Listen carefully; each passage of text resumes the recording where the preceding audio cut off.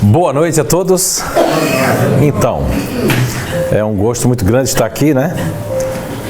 Alguém me disse que eu tenho cuidado para não falar a palavra prazer, então eu falo gosto. Tem cuidado. Mas agora estava me vindo assim, eu gosto muito de fazer a palestra intuitiva. Eu preparei uma palestra, não sei onde é que ela está. Aqui, ela não está aqui. Ah, agora apareceu. Achei que ela havia desaparecido. Mas eu gosto muito de falar aquilo que vai servir para todos nós, né? Eu vou usar também aqui, mas me ocorreu também de contar uma pequena história que me ocorreu agora. Passou na África, não é? E eu vinha com o José Lucas agora no caminho, como ele mostrou lá uma pessoa e contou uma história de um médico. Aí agora, quando eu cheguei aqui, que estava sentado, acabei de psicografar, não sei ainda o que foi que veio, me lembrei dessa história que foi o quarto 311 da África, não é? E é um quarto misterioso, e todo mundo achava que tinha karma, intervenção dos vudus e alguma coisa.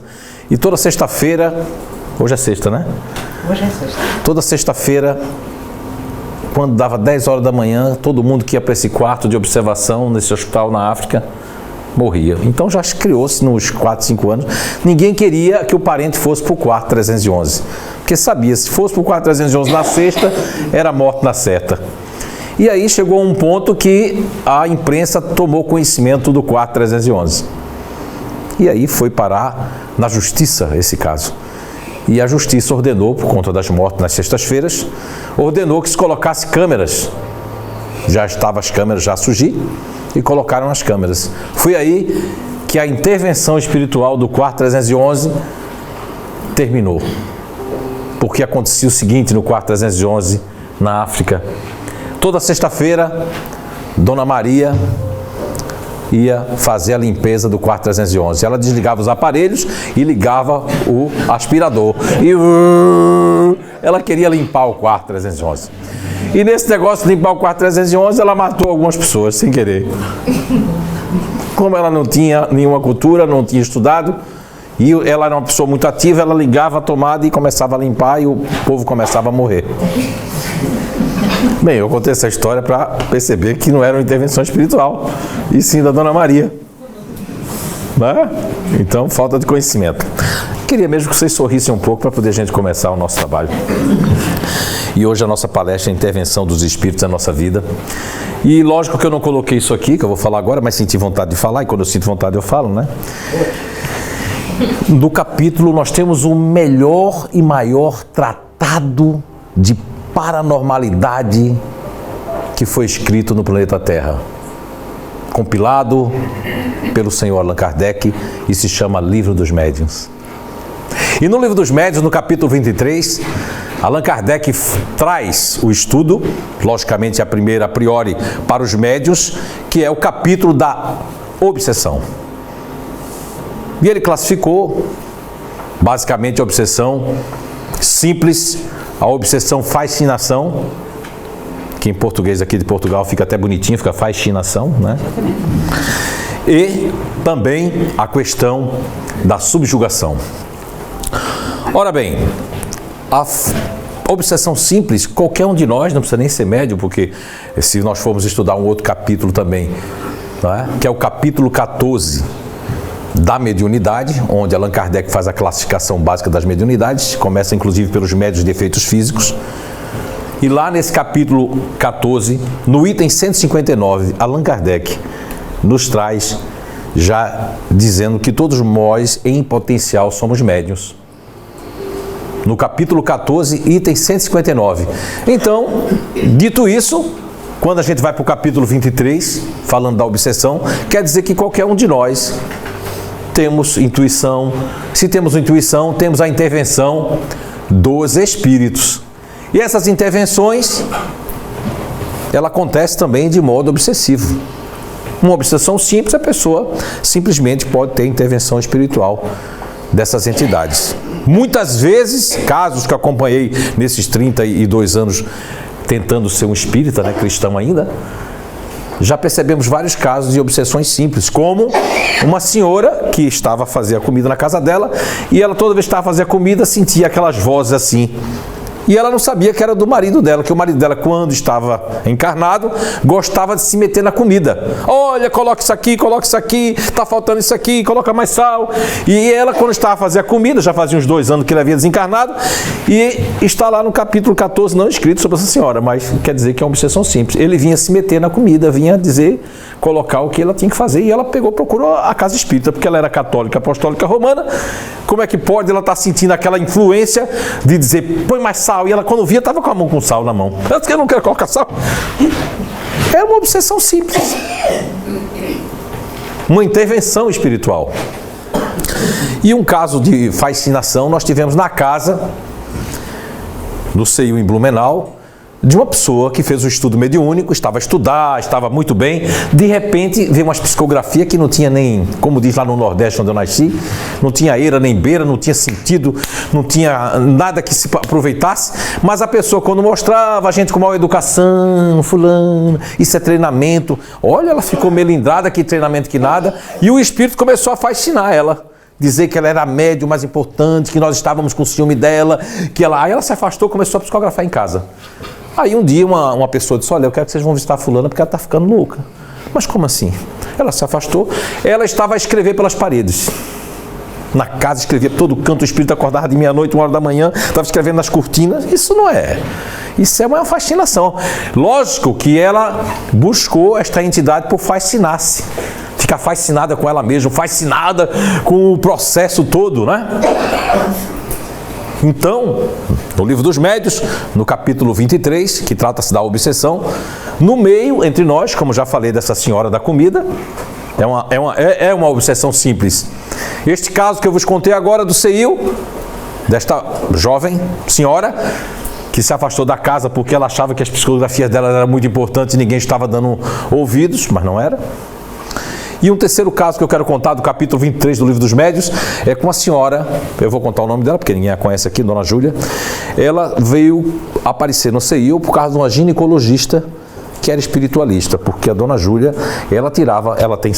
na altura ela tinha 64 anos, agora deve estar com uns 70 e pouco, faz um tratamento direto, não pode parar o tratamento na casa, porque ela tem 2 entidades que faz, isso sim é subjugação do capítulo 23 do Livro dos Médiuns. Não é normal uma pessoa ficar despida no meio da rua, numa cidade conservadora como Blumenau, uma cidade completamente alemã. Que nem no verão as pessoas vestem shortinho curtos, porque não se tem praia, fica a 45 km, 50 de uma praia mais próxima. E ela tirava a roupa. E ela teve uma crise dessa, que a espiritualidade até que deixou ela ter, na frente da ginecologista. Que não era nem para ela tirar a roupa nem nada, era para fazer só um exame de rotina. Ela ficou pelada sem a ginecologista tirar, e já tirou a roupa lá na frente, onde fica a sala de espera. E ela tirava no meio da rua. Certa feita, ela estava no ônibus para descer, ônibus, autocarro, sabe o que é, né? E antes dela chegar no degrau, ela sentiu-se empurrada e ela bateu. Como é que a pessoa vai bater com a cara no chão? Chegou toda ralada, toda cheia de ferimentos lá na CEIU. E esse tratamento é um tratamento que vai até o final da vida dela. Ela tem melhorado muito, porque os remédios, a internação não melhorou. O caso dela é de subjugação. Os espíritos já disseram, através desse médium aqui que vos fala, de outros médios, que é um caso de simbiose sexual. Ela tira a roupa, ela fica se alisando, ela é outra pessoa. Uma voz diferente. O espírito massacra ela porque é apaixonado por ela, e ela fazia os coitos sexuais com o espírito no passado. Bem, eu não estava esperando falar essa parte, né? Mas foi bom porque de alguma forma vai servir para alguém. Nós temos uma outra intervenção espiritual que eu acredito que eu vou falar aqui dentro de algumas perguntas aqui, mas já que eu estou falando do capítulo 23 do Livro dos Médiuns, não esperava falar dele aqui, nem me preparei para isso, me ocorreu. Nós temos alguns casos lá no CEIU de pessoas que quando estão a dormir. Vocês dormem também, né? Fecha o olho, né? Tem gente que dá uma roncada, mas diz que não ronca. E aí, estas pessoas, tem até um livro que vai sair no CEIU, olha só, contando que quando estão dormindo, sentem uma pessoa vir por cima de si, e beijando, e às vezes sufocando, às vezes a pessoa acorda assim. Então isso existe. São intervenções espirituais. Agora vamos saber, através do Livro dos Espíritos, por que e quando isto acontece. Quando isso acontece, vamos lá. Temos aqui A questão 459 do Livro dos Espíritos, onde Allan Kardec pergunta: os espíritos influem sobre os nossos pensamentos e as nossas ações? A resposta da espiritualidade: nesse sentido, a sua influência é maior do que supondes, porque muito frequentemente são eles que vos dirigem. Olha só, isso é muito forte, né? Teve gente que quando leu isso aqui, abandonou a casa espírita. Aí você pergunta, por quê? Porque eu não quero ser dirigido por espírito. Mas não quer dizer que você é espírito, os espíritos vão dirigir você. Quer dizer que seja um anjo da guarda, seja um guia, seja um obsessor, seja alguém, ela está influenciando você nos pensamentos. Mais do que você imagina. Olha só, nós temos contato frequentemente com os espíritos. Não é? Mas é uma questão de quê? É uma questão de sintonia. Quem é que já usou um rádio aqui para escutar música? Do carro, sei lá, de casa, não é? Aqui deve ter em Portugal a frequência AM e FM, né? A gente não fica girando para sintonizar? Nós somos antenas. Olha só, teve gente que já se afastou do espiritismo por causa disso aqui, porque nesse sentido a sua influência é maior do que supondes, porque muito frequentemente são eles que vos dirigem. Agora, nós temos aqui a Revista Espírita, que até hoje, logo de tarde, antes do José Lucas ir me buscar, eu me lembrei dessa passagem da Revista Espírita, que eu aconselho todo mundo a ler. Aí eu conheci Allan Kardec na Revista Espírita. A Revista Espírita de 1858 apresenta-nos um exemplo desse fato com o caso do senhor F, tá? O moço instruído, de educação esmerada e caráter suave e benevolente, vítima de um processo de fascinação que só chegou ao fim com a ajuda dos bons espíritos. Inspirado pelo espírito de seu pai, o moço foi até Kardec e procurou seguir os conselhos dos espíritos, que lhe recomendaram entregar-se a um trabalho rude que não lhe deixasse tempo para ouvir as sugestões más. Olha só, muitas vezes quando a pessoa trabalha muito e tem isso, e tem aquilo, e tem festa, e tem compromisso, tem aquilo, ai, trabalhei que nem um Moro, é assim que vocês falam, né?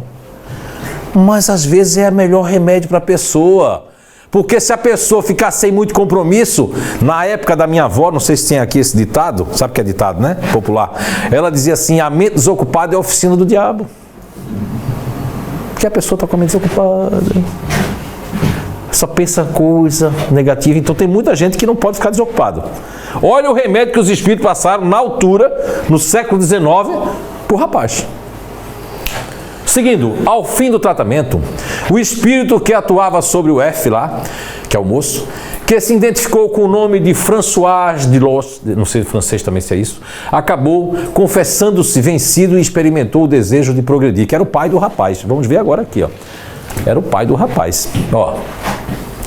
Comentando o caso, Kardec fez na Revista Espírita as seguintes observações, porque era o pai do rapaz que ficava obsidiando o filho. E às vezes o espírito faz isso porque acha que está fazendo uma coisa boa. Principalmente, muitos casos que eu acompanhei ao cabo desses 32 anos, eu percebi que muitas pessoas desencarnam, não só foi André Luiz, muita gente desencarna antes do tempo. É suicida inconsciente que chamam, né? Voluntário. A pessoa pode desencarnar com 88 anos, 4 dias e 3 horas de fluido vital que tinha, muito abastecido dos fluidos vitais, mas ele começa a se suicidar. Começa a fazer coisas, a ir pra festa, não dormir, a viver nas baladas, a viver nisso, fazer aquilo, experimentar maconha, cocaína, não sei o que lá, e ele vai degradando o corpo físico, né? Que é um santuário para nós vivermos. E aí desencarna. Aí tá cheio de fluido vital. Nem no umbral não dá para ele ficar. Aí vai para onde? Vai para casa do filho, da filha, vai perturbar as pessoas. Querendo ainda mais mandar nas pessoas, se era mandão, né? Mas Allan Kardec colocou na Revista Espírita, é muito interessante isso. Olha o que ele colocou, as seguintes observações. Primeira, os espíritos exercem sobre os homens uma influência salutar ou perniciosa. Não é preciso para isso ser médium. Não é preciso ser médium, Kardec disse, não é preciso. Eu iniciei aqui, que eu não estava esperando, com o capítulo 14 que eu vos falei, e o capítulo 23, que é da obsessão, mas lá no capítulo 14, no item 159, Allan Kardec deixa bem claro que isso existe uma celeuma no Brasil lá, que um diz que é médium, que não é médium. Olha, eu fico com o item 159 do capítulo 14 do Livro dos Médiuns, onde Allan Kardec, com muito conhecimento e propriedade, fala que impotencialmente nós todos somos médios. Que é um do jeito ou de outro, né? Agora, No item 2 aqui na observação, não havendo a faculdade, eles agem de 1001 maneiras, esses espíritos.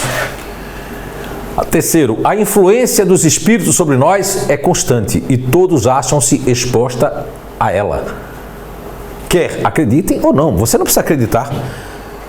Você não precisa acreditar que os espíritos estão perto de você. Eles estão. Não precisa acreditar. Eu me lembro muito da Kátia Nates, que faz parte lá do CEIU, e ela dizia, não sinto nada, não vejo nada, não acontece nada, para que eu estou aqui nesse estudo, nessa mediúnica? Eu digo, mas Kátia, um dia tu vai sentir alguma coisa, não é possível, alguma coisa tu vai sentir. Sabe o que ela sentia? Quando vinha um espírito que fumava cachimbo, preto velho, qualquer pessoa, ela sentia o cheiro, ela sentia, mas não tinha ninguém. Eu mandei todo mundo correr a vizinhança, não tinha ninguém fumando cachimbo, nem tinha charuto, não tinha nada, e ela sentia, fizeram isso para ela sentir. Quando os índios vinham, tinha um cheiro de mato, sabe, mata molhada, de coisa, mas não tinha nem chovido, como é que ia ter mato molhado? Isso ela já tinha, e hoje em dia até ela tem, para perceber que nós temos coisas que nós não percebemos, que são os extras, os sentidos extras cerebrais que nós temos, não é verdade? Na quarta observação, 3/4 partes de nossas ações, mais de nossos maus pensamentos, são frutos dessa sugestão oculta. Olha aí, ó.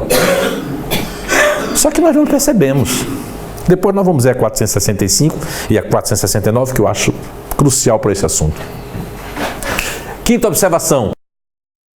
Não há outro critério senão o bom senso. Para discernir o valor dos espíritos, qualquer fórmula dada para esse fim, pelos próprios espíritos, é absurda e não pode emanar de espíritos superiores. Então, existem fórmulas absurdas, que pode ser uma obsessão simples, como tem no capítulo 23 do Livro dos Médicos, mas pode se tornar uma fascinação, pode se tornar, como muitas pessoas que eu fui visitar nos manicômios, que eu não via loucura ali, eu via uma abertura de outras vidas, uma perturbação espiritual, não é? E quantas pessoas foram internadas na psiquiatria mesmo lá no Brasil, mundo afora, que na verdade tinha um processo obsessivo, um processo de vidas passadas, né? Muito forte. Agora, vamos falar agora aqui do sexto. Eu já li o quinto, né? Sexta observação. Os espíritos inferiores receiam os que eles analisam as palavras, desmascarando-lhes as torpezas e não se deixam prender aos seus sofismas. Olha só. Porque os espíritos inferiores podem usar nomes, podem inclusive brincar com você. Se nós percebermos a ordem lá dos espíritos da 99, é assim que fala dos espíritos brincalhões. Já aconteceu comigo, o espírito de esconder a chave. A chave não saiu de cima da mesa, mas eles faziam tudo, porque como eu tenho mediunidade e efeitos físicos também, aproveitava de mim mesmo, porque como eu fiquei preocupado, para mim ficar rodando atrás da chave. Quando eu sentei, que eu fiz uma prece, a chave apareceu. Se eu tivesse me acalmado antes, ele não tinha conseguido aquilo. Eu fui o instrumento, porque eu estava apressado. E quem está atrasado, não se atrase, porque quem está atrasado vai com o espírito obsessor do atraso. Você vai no seu carro e você acelera e os carros não saem da frente. Aí pega aquelas velhinhas de domingo assim, ó. Com 98 anos de idade. E aí você perde a espiritualidade e a caridade. Sai da frente. Não é? Vai embora a caridade. E para finalizar, Allan Kardec traz na Revista Espírita de 1858, a influência espiritual só se concretiza em virtude da sintonia que se estabelece entre nós e os espíritos. Mas olha que coisa boa, né? Ter esse conhecimento. Olha que coisa maravilhosa é o espiritismo que nos traz esse entendimento. Quantas pessoas foram tidas como loucas, né? Eu mesmo praticamente fui internado na psiquiatria, quase que eu ia tomar o tal do coquetel. Apareceu um compadre da minha mãe, que eu acho que foi enviado pelos espíritos, né? E eu ia ser internado na psiquiatria. Não é? Tomasse aquele coquetel, talvez tinha ficado doido mesmo. Já só um pouco, né? Tinha piorado.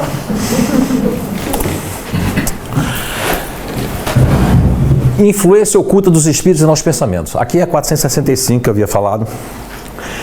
Allan Kardec pergunta, com que fim os espíritos imperfeitos nos induzem ao mal? Uma curiosidade que todos nós tínhamos, Kardec também teve essa curiosidade. Por que eles fazem isso? Para que sofrais como eles sofrem. Mas Kardec não ficou satisfeito com essa pergunta, com essa resposta. E isso lhes diminui o sofrimento? A resposta da espiritualidade: não. Mas fazem-no por inveja, por não poderem suportar que haja seres felizes. Olha, a maioria das pessoas que começaram o evangelho no lar, quem é que faz o evangelho no lar? Que levanta a mão. Se mentir, os espíritos vão castigar. Olha, teve gente que baixou. Todos que, na época que eu fazia parte na CEIU de dizer como é que fazia o evangelho no lar, porque não existe uma regra pronta, cada pessoa, dependendo do número de pessoas, né? Tem um número de minutos também. Mas todos me diziam assim, olha, seu, não consegui fazer. Eu digo, mas por que, minha senhora? Porque nesse dia ligou meus parentes, ligou, olha, mas vai atrapalhar. Isso é uma intervenção espiritual. Que esses espíritos fazem para não ver você crescer. Para não ver o lado de você. Porque isso vai fazer com que eles vão ter que, se mandar da sua casa, da sua vida. Não vai ter mais guarida, né? Não vai ter mais aquelas energiazinhas, né? Teve uma casa mesmo que as pessoas disseram, o senhor sabia? Meu filho viu uma palestra sua e soube que o senhor não chama palavrão desde miudinho. Que aqui é miudinho, né? Desde criança. E realmente, minha família toda chama palavrão. Nomes, aqui deve existir isso também, né? Os portugueses não chamam nome não, né? Ah, não chamam, são muito educados. Aqui, eu estou a falar besteira aqui, estou a falar besteira, né? É pacífico. Entender isso. Mas minha família gostava de um palavrão, né? E minha mãe dizia que isso é estranho esse meu filho, porque eu nunca gostei de palavrão, nunca vi lógica nesse sentido, palavrão, nunca vi. Nem no momento de raiva, nem no futebol, né? Nada, nunca chamava palavrão. As pessoas no futebol mais chamavam palavrão quando perdia a tal da danada da bola, mas eu não chamava. Porque não era de mim. E essa família chamava tanto palavrão, e ela disse, olha, meu filho viu uma palestra do senhor, 11 anos tinha o miúdo, né? Que aqui hoje eu soube que miúdo pode chamar de puto, né? Na minha terra não vou chamar esse nome, não. Não vou dizer nem o que significa. Não é? Mas não fique pensando besteira. Puto na minha terra é um rapaz, um homem que é garanhão, que é galinha, sabe? Que anda na galinha no sentido de que tá cheio de galinhas, pra poder cuidar. Um galo. Mas, então, pensem bem. Olha só, essa família, quando começou a fazer o evangelho, começou a melhorar. O menino já começou a não chamar palavrão. Eles disseram que se tinha uma leveza porque os armários abriam e batiam. Os armários abriam e batiam. A porta do armário sozinha abria e batia. Feito um poltergeist, mas mais simples, né? E acabou isso, não tinha mais batida de armário.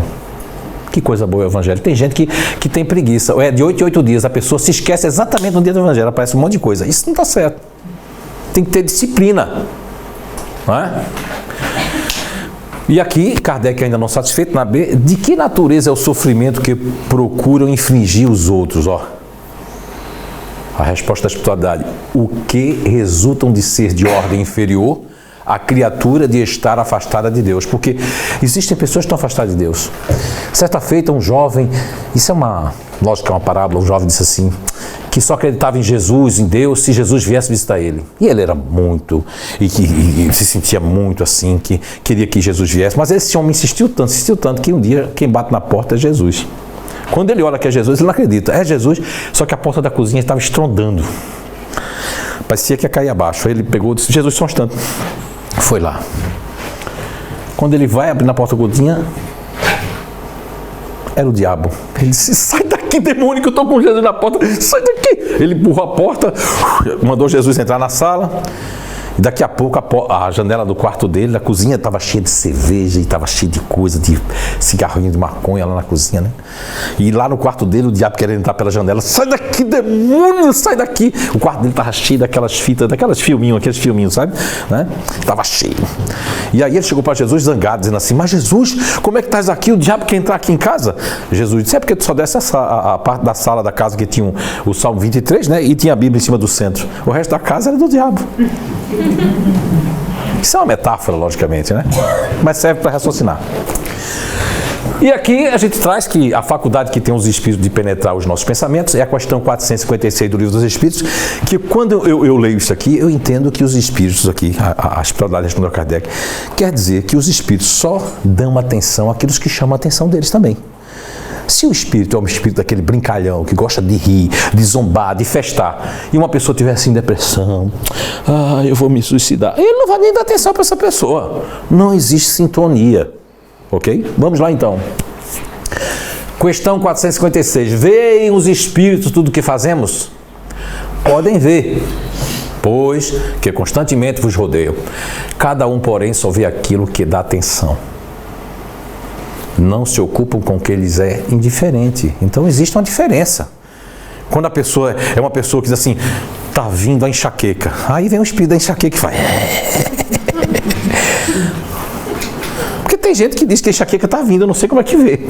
Deve ser uma mediunidade fantástica, né? Já sente a enxaqueca vindo. Né? Quer dizer que ela vem de fora. Então não vai, ó. Se a pessoa é assim, ela vem. Se é assim, ela vem. Então tem que ter uma sintonia, tem que ter uma identificação, esses espíritos interventores, né? E a intervenção dos espíritos na nossa vida é muito grande, né? Desde uma coisa positiva no trabalho, se a pessoa merece, a pessoa está ali trabalhando, ele pode receber uma influência boa. Mas também quando a pessoa está lá bebendo, aí a pessoa fica olhando, rapaz, meu Deus, que mulher para beber, mas o espírito viu que ela gosta da golada, então eu vou usar ela. E tome, bebê. Também, quando a pessoa está ali, um parente pode vir. E quando a pessoa está fumando, fuma mais do que deve, porque parece que não para. Ele, não tá nem, ele já acende um cigarro no outro. Eu já vi já num local, a pessoa acendendo um cigarro, já está acendendo outro. Daqui a pouco vai 20 pregos no caixão por dia. São várias intervenções. E essa questão aqui é muito importante, né? Dentre todas, né? Mas todas são. A influência oculta dos espíritos em nossos pensamentos e atos. Questão 469. Por que meio podemos neutralizar a influência dos maus espíritos? Allan Kardec pergunta. Praticando bem e pondo em Deus toda vossa confiança. Repelireis a influência dos espíritos inferiores e aniquilareis o império que desejam ter sobre vós. Guardai-vos de atender às sugestões dos espíritos que vos suscitam maus pensamentos. Porque os espíritos nos suscitam maus pensamentos. Às vezes a gente pensa mal dos outros. Começa a pensar coisas que... Eu sempre digo para as pessoas, olha, primeiro você tem que ser o juiz de si mesmo, para depois tentar julgar alguém. Porque com a mesma medida que nós julgamos os outros também têm o direito de nos julgar. Parei ali em suscitam, né? Que é de onde é que está? Atender a espíritos que suscitam. Maus pensamentos. Que sopram a discórdia entre vós e os outros, que vos insuflam as paixões más. Muitas pessoas dentro da casa espírita, ou fora da casa espírita, ou na família, se melindram. Sabe o que é o melindre aqui? Existe aqui na língua portuguesa? Se melindra, a pessoa está dizendo um negócio, foi comigo.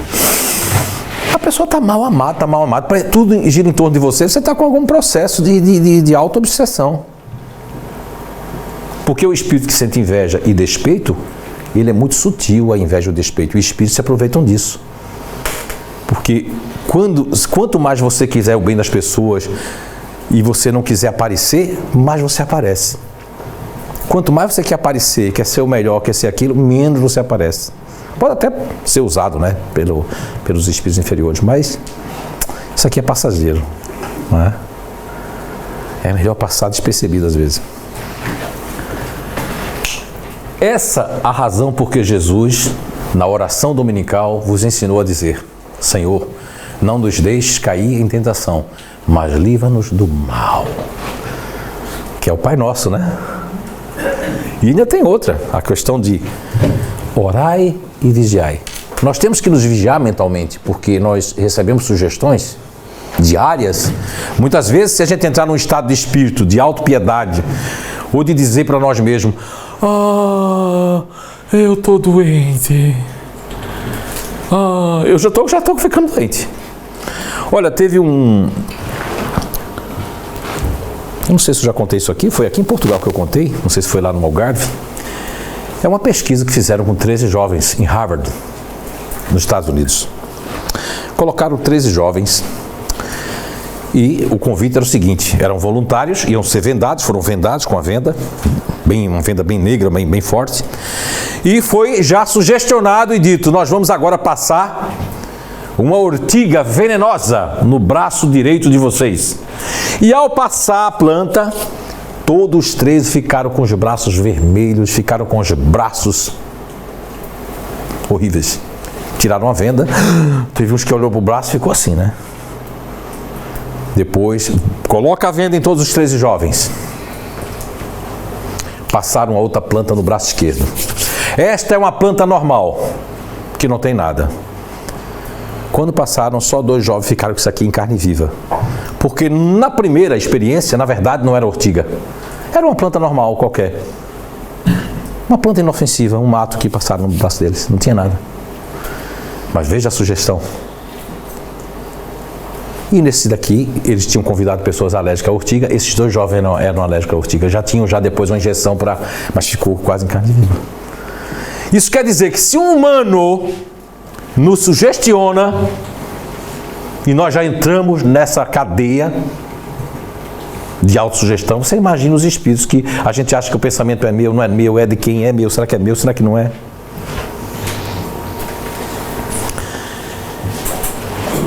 Então, a sintonia, o nosso ambiente mental, o nosso ambiente de casa, a espiritualidade sempre me disse que a casa, o lar, tem a função de ser o nosso repositório energético. E muitos lares não são. Eu conheço pessoas que assim, não vejo a hora de chegar segunda-feira para deixar minha casa. Mas por quê? Ah, porque minha mulher é o cão. Mas não é o cão cachorro, não, é o cão do inferno mesmo. Mas como assim? Porque no Brasil a gente não chama de cão, chama de cachorro. Aqui, quando eu vou fazer alguma coisa, é ser de cão, eu digo, não, é ser de cachorro. Não é a mesma coisa. Então, aí eu digo, mas como assim? Ah, porque ela é minha obsessora. As pessoas às vezes usam o espiritismo para dar desculpa e botar a culpa no cônjuge, no marido, na mulher, no filho. Teve outro caso que disse assim, ai meu Deus, meu filho é um desgraçado, mas aí depois eu fui a fundo, o filho estava tomando droga, porque ela para não ver os filhos com traficante, ela comprava droga e dava ao filho.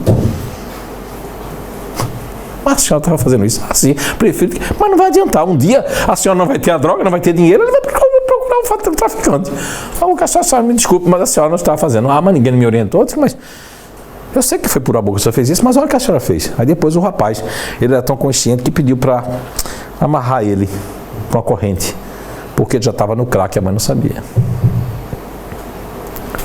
Existem motivos que a nossa casa pode ser que não seja um repositório, mas a sintonia é muito importante para sintonizar com os bons espíritos. Buscar a verdade. Busca. Falando na verdade,